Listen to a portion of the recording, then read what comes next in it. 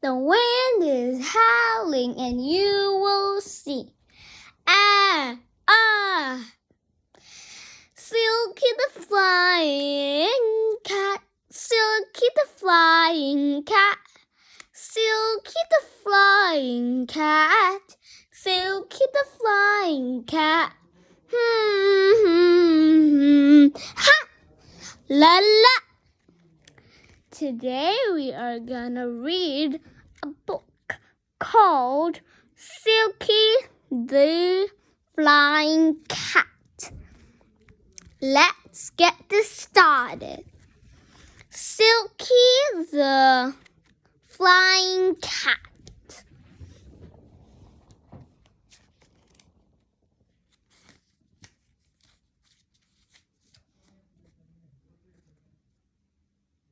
And when I say painting a cat, I don't mean he was painting a picture of a cat.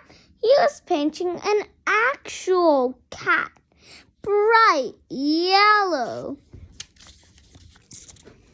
Why are you painting the cat bright yellow? I said. Because I'm turning it into a canary, said Terry. But you can't turn a cat into a canary.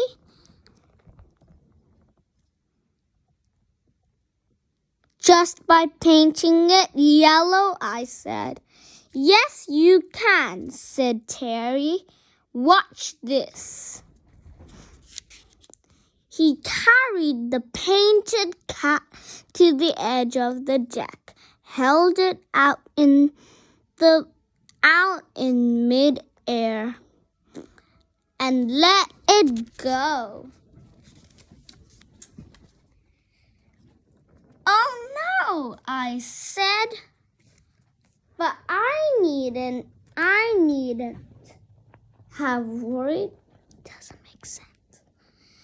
The cat didn't fall. Two little wings popped out of its back, and then it tweeted and started flying.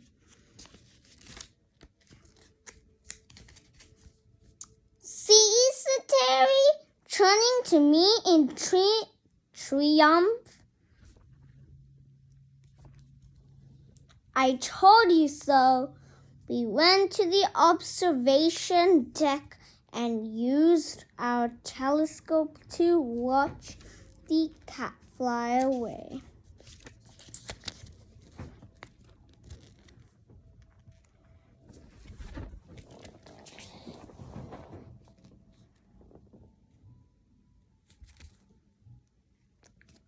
As it flew, it passed a flying horse.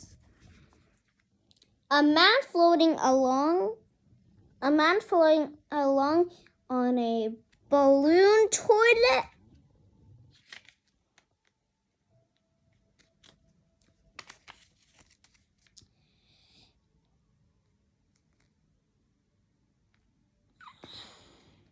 An airplane, a monkey riding a pink flamingo.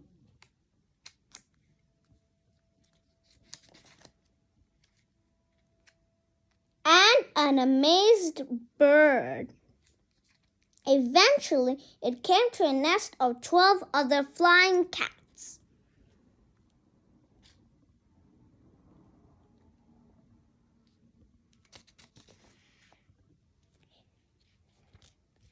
There was Fluffy and Puffy and Purry and Blurry and Scary and Fairy and Scratchy and Slashy.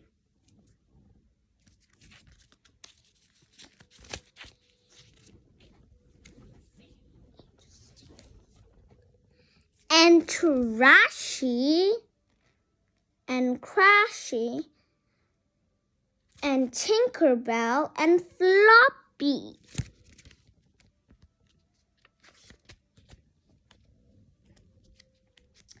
And the cat flew down and joined them all.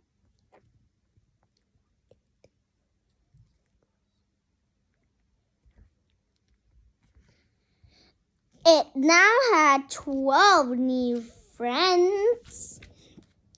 Just then, we heard someone calling us Andy. Terry, are you there? Uh-oh, said Terry. That's Jill. She's probably looking for her cat. Don't tell me that was Silky. You just turned into a canary, I said. Okay, I won't, said Terry. But it was. This was bad. Jill loves that cat. She lives in a house full of animals, and she loves them all. But she especially loves Silky. Jill is going to be really mad when she finds out what you've done, I said. Maybe we shouldn't tell her, said Terry. Good idea, I said. Let's pretend we're not home. It's no use hiding, called Jill. I can hear you, and I can see you. Silky's gone missing, and I was wondering if I could put this missing cat poster on your tree. Of course, I said.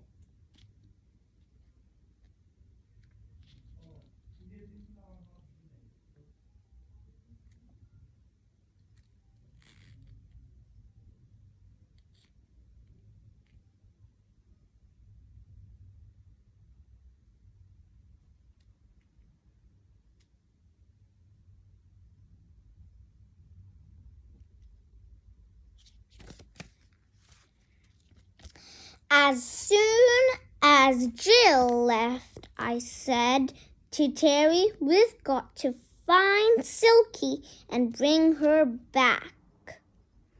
I don't know about that, said Terry. That nest looked pretty high. Hey, stop shaking the tree house. I'm not shaking the tree house, I said. I thought it was you shaking the tree house. It's not me, said Terry. It's that giant gorilla down there. It's shaking the whole tree.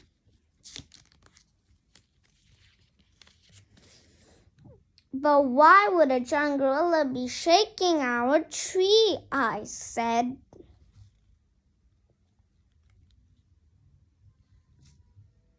Weird. It's probably wants the giant banana, said Terry. What giant banana? I said. The one I made last week with the enlarging machine, said Terry.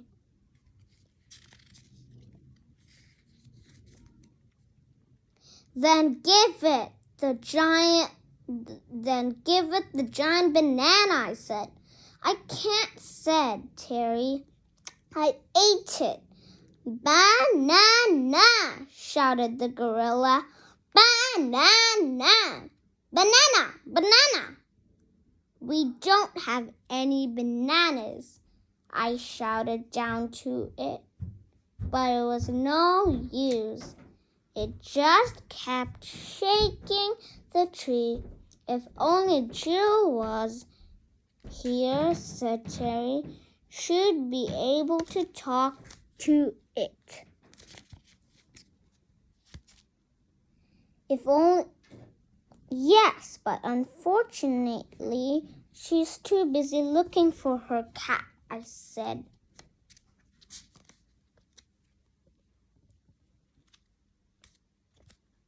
Then the giant gorilla started to climb the tree. What are we going to do, Terry? I said.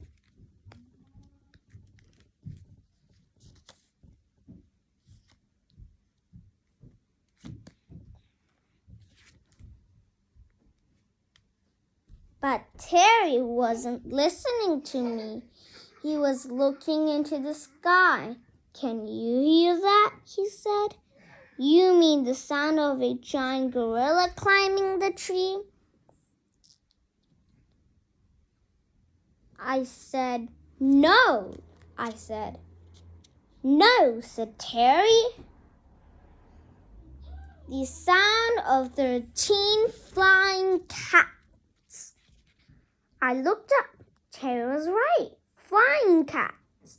A whole bunch of them. 13 to be exact, with Silky in the lead. They were flying in formation, coming in low and fast like flying jets.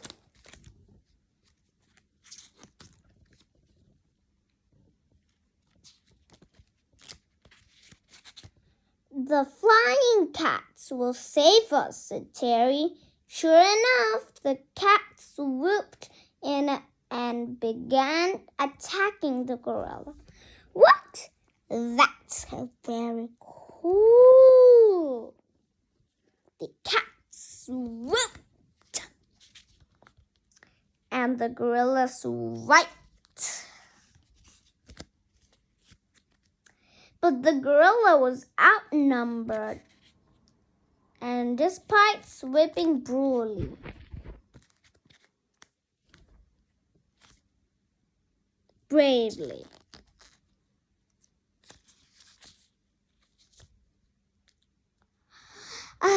just practicing. It's secret girlfriend can be dangerous, but whatever. But tell me a secret if you. Whatever. It lost its footing, fell from the tree. I know this is very rude. Please don't tell me. Please get this 1,000 viewers.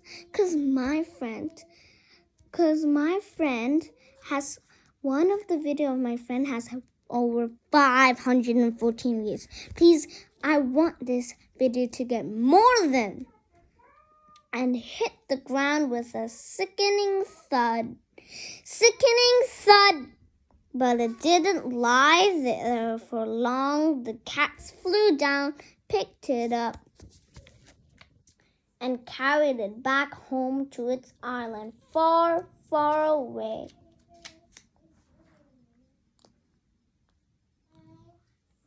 That's when Jill came back. Was that Silky I saw flying away from your treehouse with the giant gorilla? She said. Well, yes, I said, but it wasn't my fault. It was Terry's. He painted Silky yellow and turned into a canary.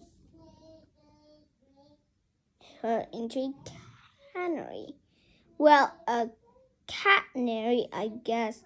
And then she flew away. I'm really, really sorry. A canary, said Jill slowly. Terry turned Silky into a canary. Yes, and like I said, I tried to stop him. But I'm so glad you didn't, said Jill. Huh? I said. You don't mind? Not at all, said Jill. In fact, it's fantastic. I've been really wanting to get a canary, but I was worried Silky would eat it. Having a flying cat is like having the best of both pets. Thank you, Terry. You're welcome, said Terry. If you'd like any of your other animals converted, you know where to bring them. Thanks, said Jill. I'll definitely think about it. Meanwhile, I'd better go home and put out some birdseed for Silky and her new friends. So that's the true story of the day Silky became a flying cat. Thanks for reading. See you in the tree house. I can't believe it's actually a true story. I wish I had a cat like that. I really like this story, and I hope you really like it. It's very interesting. So, it's my first time reading this, and it was really interesting. So, peace the frick.